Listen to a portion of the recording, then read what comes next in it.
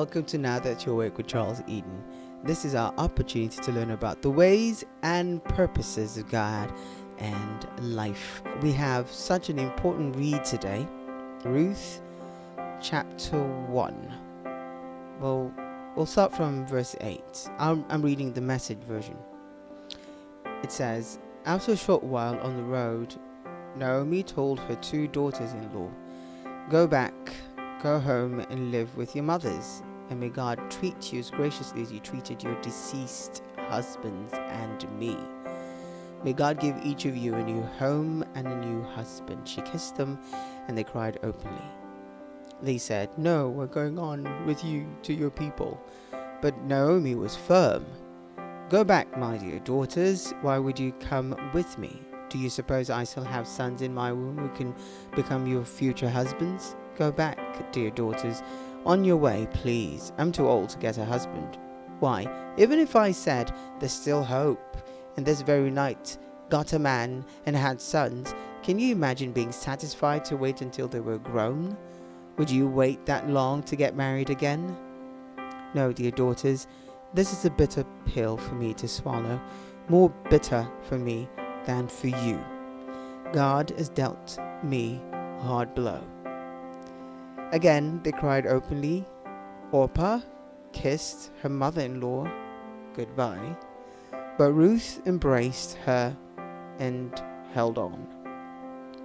Naomi said, look, your sister-in-law is going back home to live with her own people, and God's go with her. But Ruth said, don't force me to leave you. Don't make me go home. Where you go, I go, and where you live, I'll live. Your people are my people, your God is my God. Where you die, I'll die, and that's where I'll be buried. So help me God. Not even death itself is going to come between us. When Naomi saw that Ruth had her heart set on going with her, she gave in. And so the 2 of them traveled on together to Bethlehem. The situations are going to come. Things are going to happen to us. But our resolve is so important. Our insistence on what we want is so important. Ruth here had fire emojis all over her, and Naomi couldn't stop her. Naomi had a bad deal. Her husband died, her sons died. They left their home and went to Moab to find greener pastures, and it didn't turn out that way. She was going back with losses, and she didn't want the daughters-in-law to go with her. She didn't want them to go and face that shame. A group of ladies who'd lost their husbands, widows, all of them. She didn't want that. She wanted to go by herself, and she was content with her fate. But Ruth had a heart set on going with her. She'd made up her mind. I love a Ruth who has a mind of her own, and who also sticks to a decision. Orpah changed her mind. She kissed her mother and said goodbye. And if you look at Ruth's life, of course it paid off, because she got a good deal, helped her mother-in-law, and at the end of the day she ended up being in the lineage of Christ. What more could you ask for?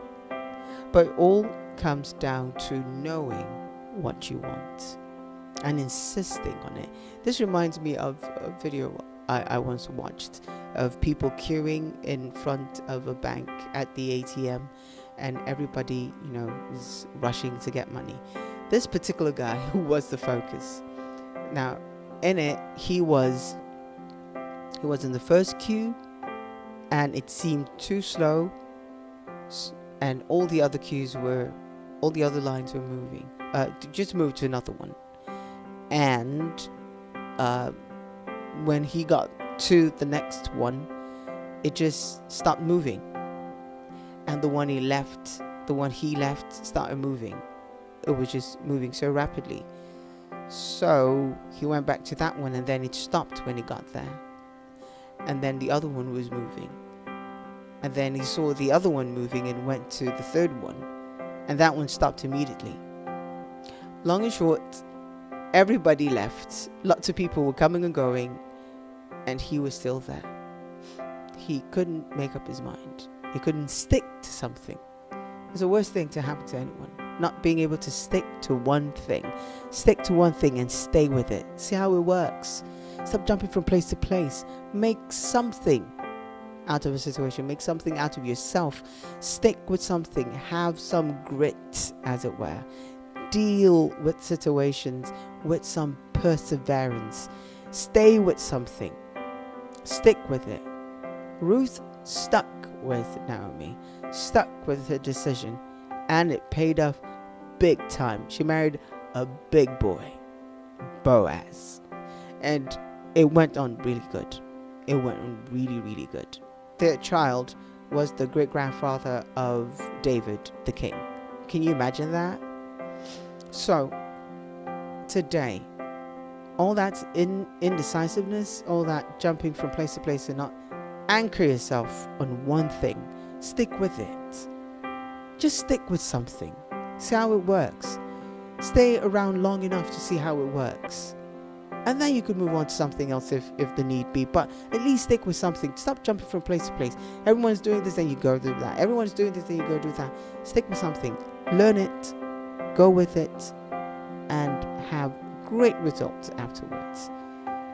It's just waiting for you. Who knows what could come out of it? So think about this, please. All right? Think about it. Do something about it. And have a great day.